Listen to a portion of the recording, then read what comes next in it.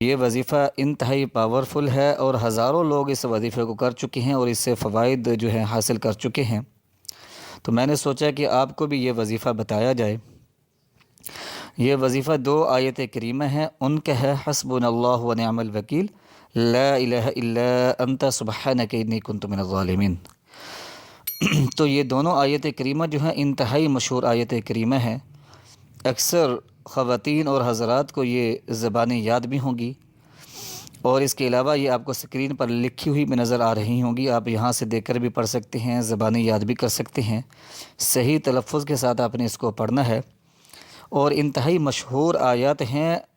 اکثر مشائخ اور بزرگان دین جو ہیں ان 2 آیات کی جو ہیں وظائف بتاتے ہیں۔ تو آپ نے کیا کرنا ہے کہ بعد نماز عشاء اول آخر 13 مرتبہ درود پاک پڑھنا ہے، جون سا بھی درود پاک آپ پڑھنا چاہیں پڑھ سکتے ہیں۔ 450 مرتبہ حسبنا اللہ و نعم الوکیل پڑھنا ہے، اور 360 یعنی کہ 360 ٹائمز جو ہے آپ نے لا الہ الا انت سبحانک انی کنت من الظالمین پڑھنا ہے۔